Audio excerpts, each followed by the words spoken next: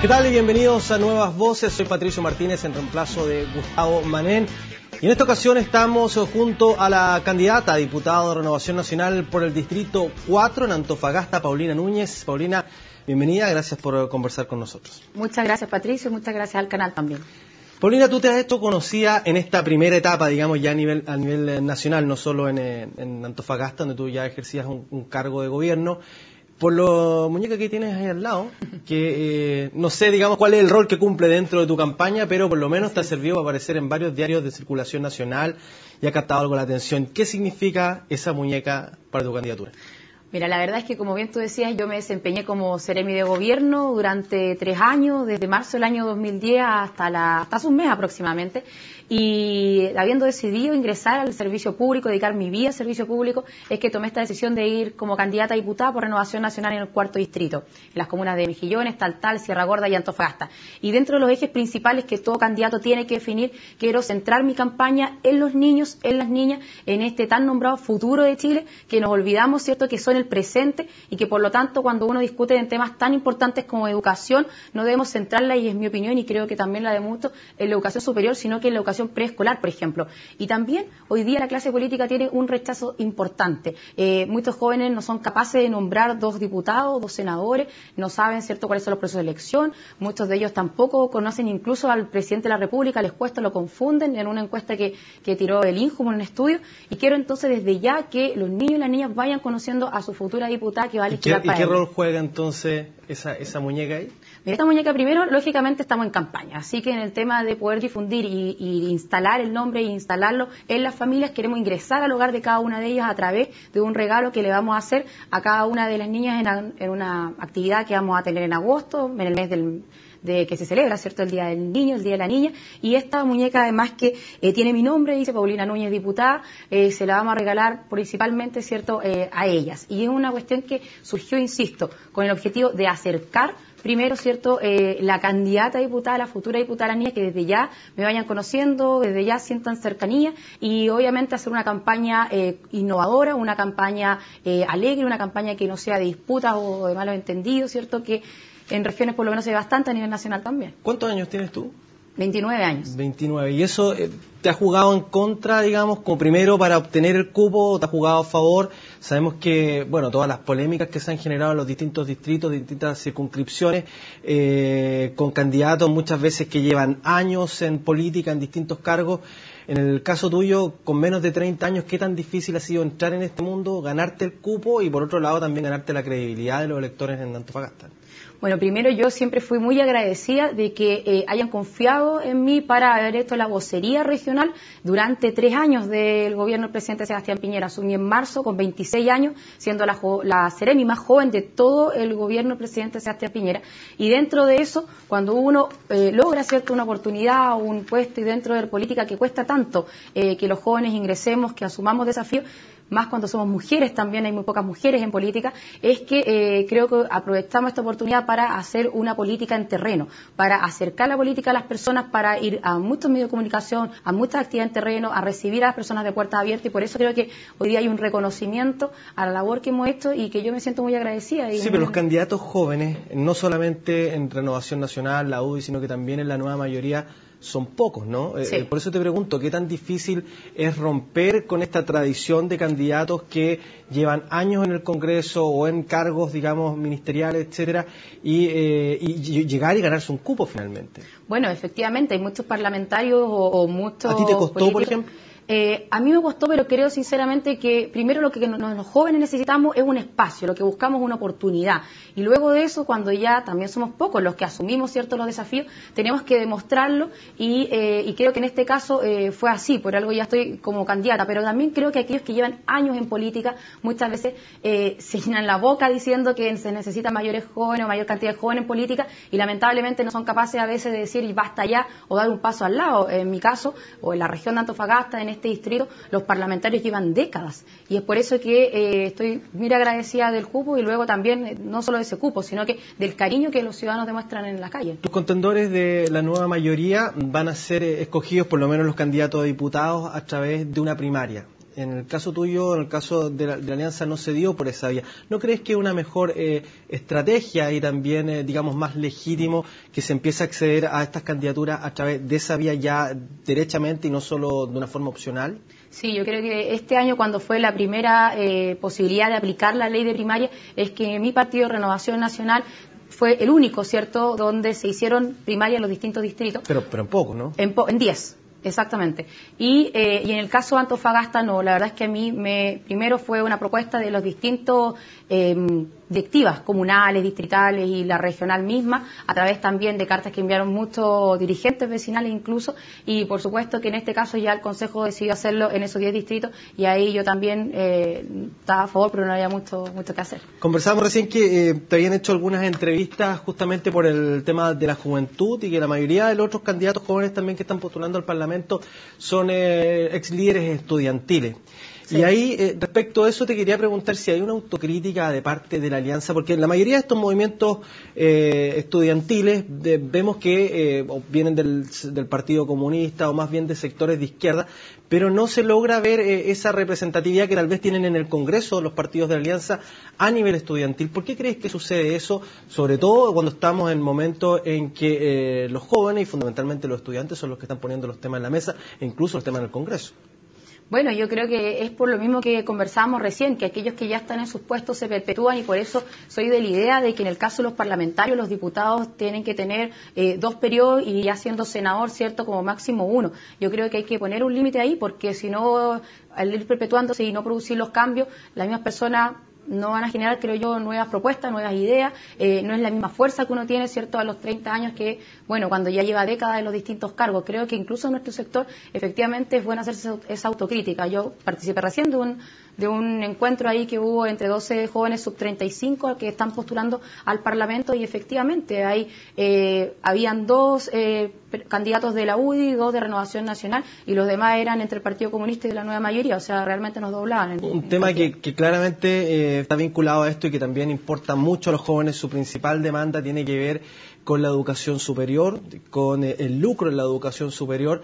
Te quería consultar, en caso que tú seas escogida como diputada, ¿qué posición va a tener respecto de eso y qué posición va a tener respecto del sistema actual? ¿Cómo está operando actualmente a través de algunas instituciones privadas que, según muchas denuncias, sí están lucrando? Bueno, efectivamente, hoy día ya está legislado, está establecido que no se puede lucrar, y por lo tanto ahí hay que tener mano dura. Yo creo que sí se ha avanzado bastante en este gobierno, en nuestro gobierno, y principalmente yo lo que también me quiero enfocar... ¿En qué ha avanzado este gobierno en ese tema? Ha avanzado primero en una superintendencia que es fundamental, o sea, el poder fiscalizar, el poder tomar decisiones importantes. Creo principalmente que en el caso de la Universidad del Mar, que ya todos sabemos cómo fue ese proceso, podríamos sí haber, antes de tomar esa decisión, conversado con los alumnos para hacer, ¿cierto?, esta instalación o esta matrícula de estos alumnos de la Universidad del Mar ya en las distintas universidades, y no haber cerrado, versus, ¿cierto?, que después cada uno se vaya instalando en los otros establecimientos educacionales.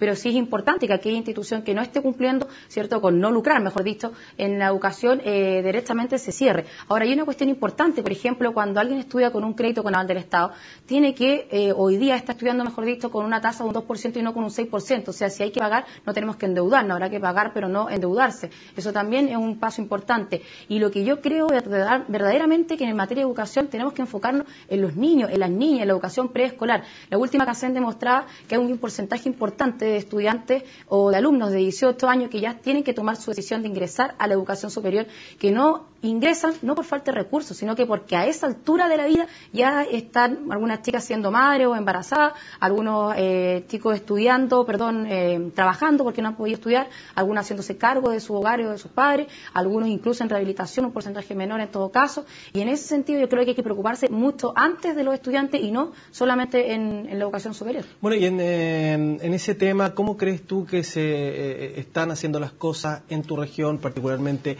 en tu distrito? ¿Qué tal, digamos, son los resultados a nivel del CIMSE o de las distintas ofertas de educación pública que existen en Antofagasta? ¿Se están haciendo bien las cosas? Porque una cosa es entregar acceso, pero ¿de qué me sirve ese acceso si finalmente lo que me entregan allí al momento de rendir la PSU va a marcar una diferencia tremenda y no voy a tener opciones después para seguir creciendo, para poder optar a alguna carrera o algo que me asegure definitivamente un futuro. Así es, bueno, la verdad es que, por ejemplo, nosotros ya tenemos 2 liceos bicentenarios que tuvieron un lugar importante en el caso del resultado del CIMSE, y también en la PSU hay colegios que se han destacado a nivel nacional. Pero a nivel general. A nivel general, mira, hay un lugar que estamos 14, o sea, en el caso del CIMSE, los segundos y los octavos han obtenido lugares muy bajos también a nivel nacional. Yo creo que hoy día falta mayor infraestructura. ¿Por qué? Porque, por ejemplo, hay liceos en el caso de Antofagasta, y bueno, como ocurre en todo nuestro país, que estudian con 45, con 48 alumnos, y de esa forma, ¿cómo le podemos exigir tanto al profesor como al alumno, verdad, que se concentre, que estudie bien? Y por lo tanto, yo creo que directamente falta mayor infraestructura. Y también hay un tema importante: hay municipios que hoy día no tienen la capacidad para administrar la educación, y por lo tanto la desmunicipalización sí creo profundamente que hay que plantearla. Perfecto, vamos a hablar respecto de otros temas que tienen que ver más directamente con Antofagasta, Paulina, así que nosotros hacemos un breve alto y enseguida continuamos con más nuevas voces.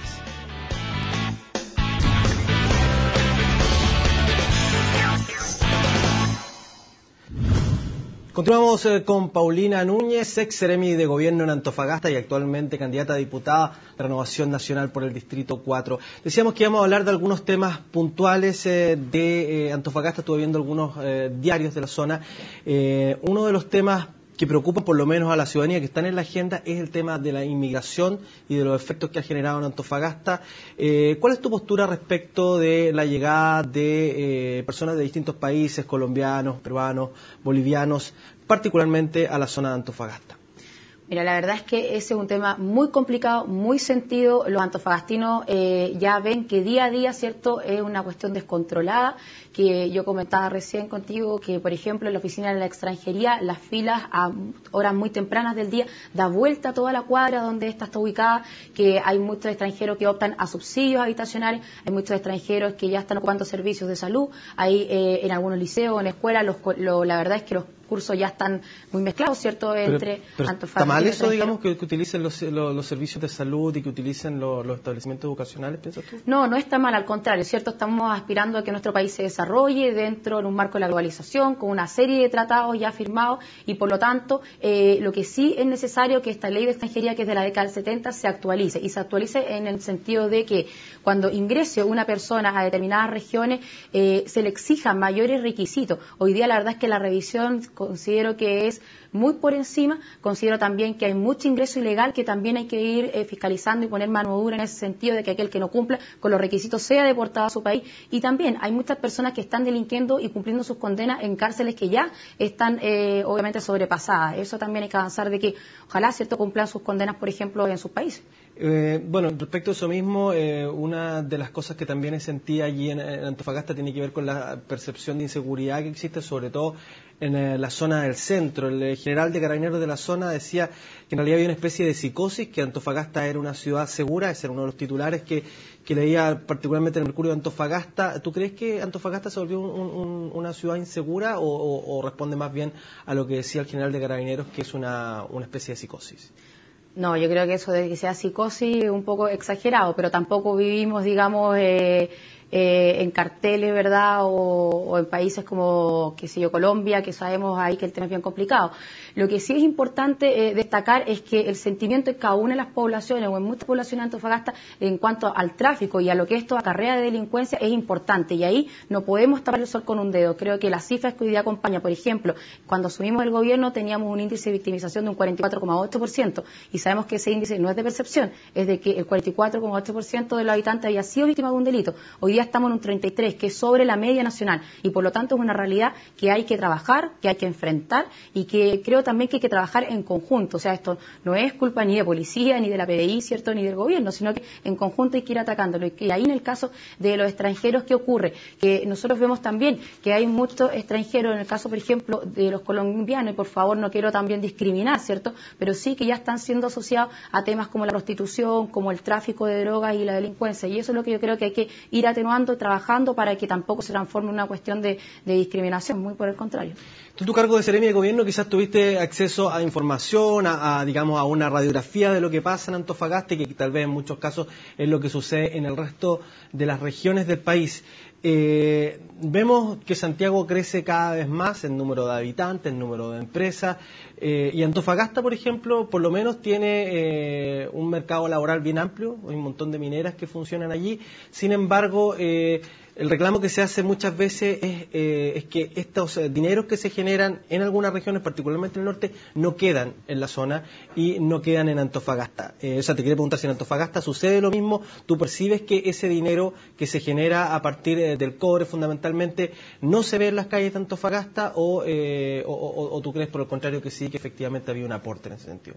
Bueno, la verdad es que primero el centralismo en nuestro país ya es realmente una cuestión muy agobiante para aquellos que somos de regiones. Yo soy antofagastina de nacimiento, al igual que mis padres y mis abuelos, y por lo tanto reconozco que en Antofagasta hemos ido avanzando, sobre todo en la capital regional, que hay mucha inversión, pero que esta es una inversión privada. Hay inversión pública, pero que por supuesto esperamos llegue más. En el caso de la instalación de compañías mineras, sobre todo, y de otras tantas que han llegado a nuestra zona, lo que vemos nosotros, lo que sentimos nosotros, es que solamente tenemos un costo en la instalación de esta y no un beneficio, y que ese beneficio, por el contrario, se viene a Santiago, se viene a la zona central. ¿Cuál es el costo de las mineras ahí? ¿Cuál ha sido el costo que le genera, las externalidades negativas que le genera a la ciudad de Antofagasta? Bueno, la contaminación, el hecho de, por ejemplo, en materia laboral, este tema de los turnos, que repercute directamente también en las familias, el hecho de que veamos, por ejemplo, cierto, que tenemos como zona una inversión importante o un ingreso importante que va directamente a Santiago y que todavía, lo que comentábamos recién, hay personas en los hospitales que se atienden en los pasillos, hay personas, verdad, que no tenemos buenas carreteras y las que tenemos son concesionadas. Tenemos, por ejemplo, en materia educacional, como ya lo decía, hay algunos liceos que están siendo también subvencionados por parte de las mineras, pero nos gustaría que fuera mayor el aporte y directamente que los recursos quedaran en nuestra zona porque es bastante la falencia que aún tenemos. Me hablabas del tema laboral, de cómo se ven afectadas las familias por los sistemas de turno. ¿Tú crees que hay que hacer modificaciones importantes en el área de la minería respecto de eso? ¿Modificaciones al Código del Trabajo, por ejemplo? Bueno, Antofagasta es una de las regiones que en varios trimestrales, ¿cierto?, hemos tenido incluso pleno empleo, hemos tenido un 5% de desempleo y por lo tanto sabemos que es importante, pero no toda la gente trabaja en minería y son esas personas las que tienen que pagar el costo, ¿cierto?, de estos sueldos tan altos versus los productos, los servicios, los propios arriendos, los dividendos. De los terrenos más caros que hay de la ciudad de Antofagasta. Que repercute incluso, ¿cierto?, no solamente en el tema privado, sino que también en el tema público. Bueno, Paulina, nos quedan todavía algunos escasos minutos. Nosotros vamos a una pausa y terminamos esta conversación con la candidata a diputada por el distrito 4, Paulina Núñez.